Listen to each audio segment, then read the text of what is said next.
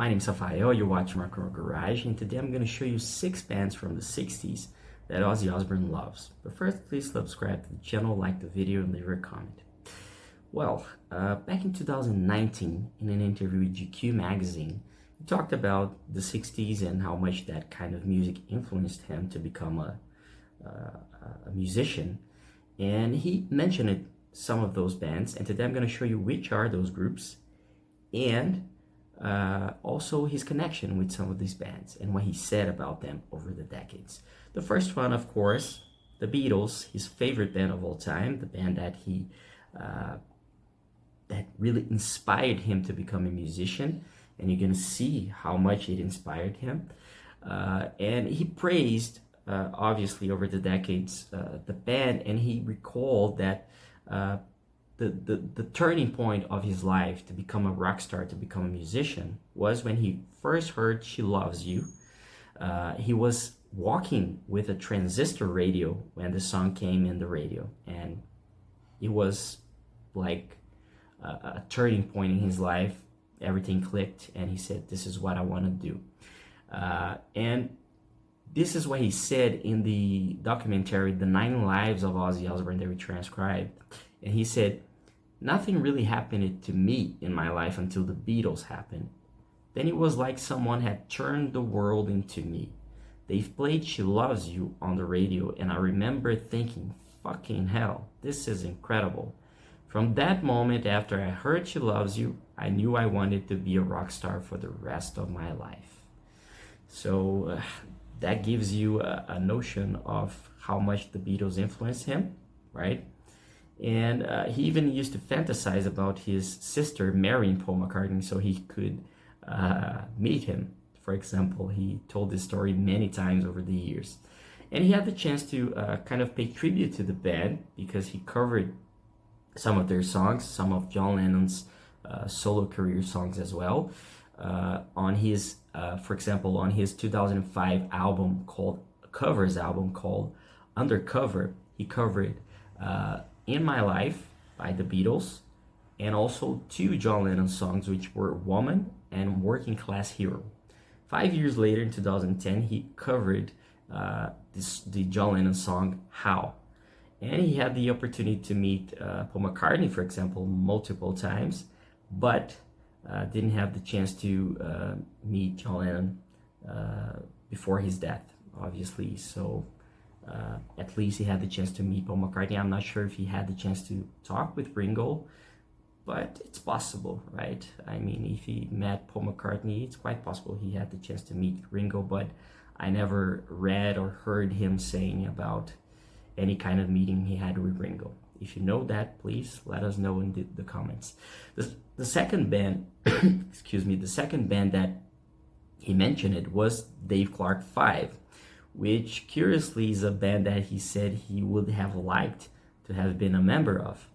And he talked about this band in the documentary of the band called Glad All Over, the Dave Clark 5 and Beyond, released in 2014. And this is what he said in the documentary. I wanted to be a member of that group.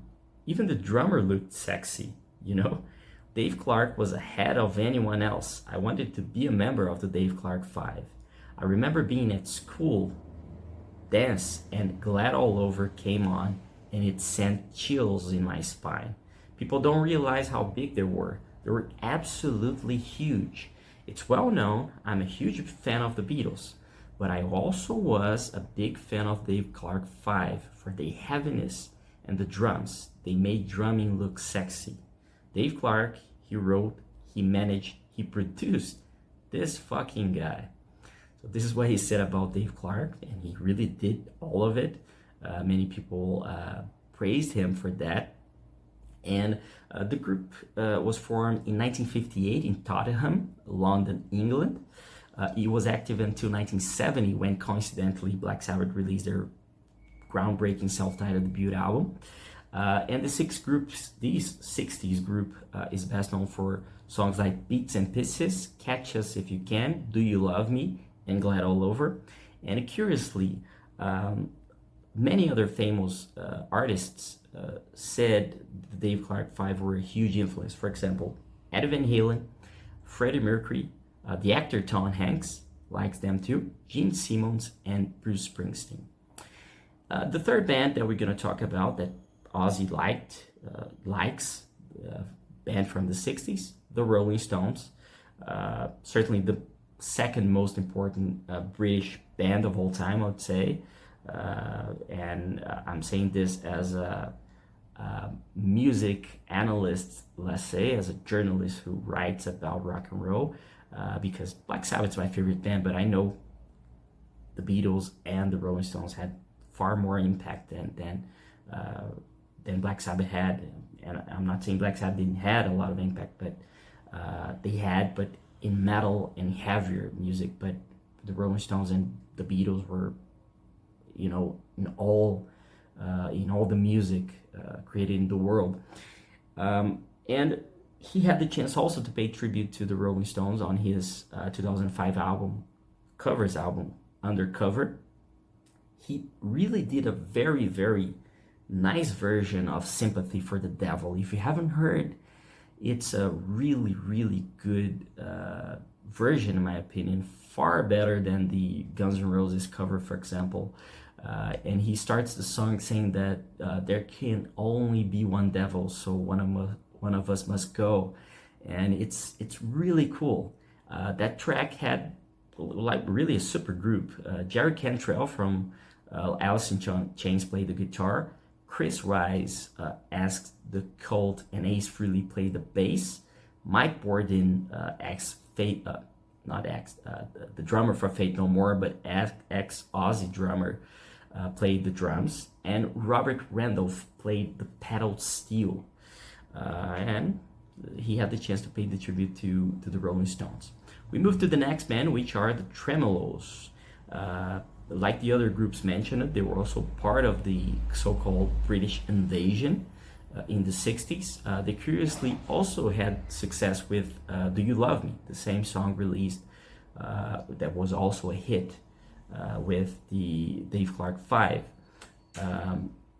The track was originally released by the American group The Contours and was written by Berry Gordy Jr. Other hits the band had were Here Comes My Baby, incredible version they did, incredible song, Call Me Number One, and Silence is Golden. Silence is Golden is one of their biggest hits.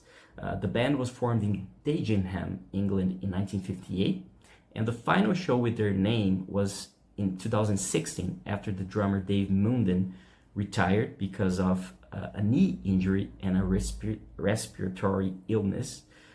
His backing band, which had no original members, carried on as the Trams, and they're still touring.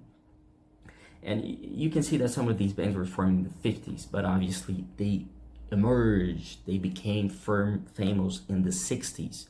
So that's why I'm saying 60s bands that Ozzy liked. The next one is Jerry and the Pacemakers. If you're a football fan, you probably know them because of You'll Never Walk Alone, which became sort of an anthem to Liverpool FC fans, one of the biggest football clubs in the world. Although Ozzy supports Aston Villa, which is a small, it's not as big as Liverpool, he's a big fan of Jerry and the Pacemakers. And as I said, their biggest hit has this connection with Liverpool FC.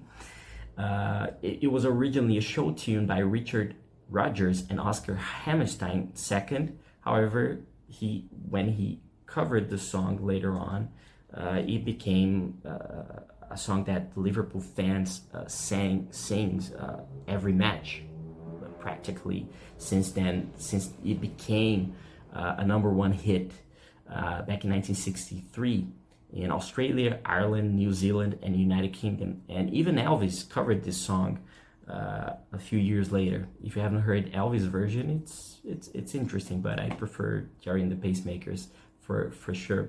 And there's a coincidence between them and the Beatles, really interesting, because the group was formed in Liverpool, but in 1956, 4 years before the Beatles. Coincidentally, they were also managed by Brian Epstein, who managed the Beatles, and produced by George Martin, who produced the Beatles. He was even considered the fifth Beatle. And other famous songs by them are Ferry Cross the Mersey, Don't Let the Sun Catch You, and How Do You Do It? And the final one, the sixth band, is Manfred Mann. And Manfred Mann is a really interesting band because it was led by the keyboardist of the same name.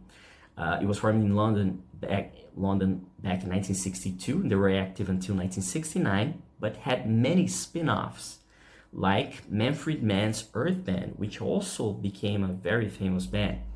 The first version of the group had hits like Do What Diddy, great song, Mighty Queen, and Pretty Flamingo, great tunes. If you haven't heard, go check them out. Then they entered a hiatus, and Manfred Mann's Earth Band was formed in 1971, entering an hiatus in 1987 and returning in 1991.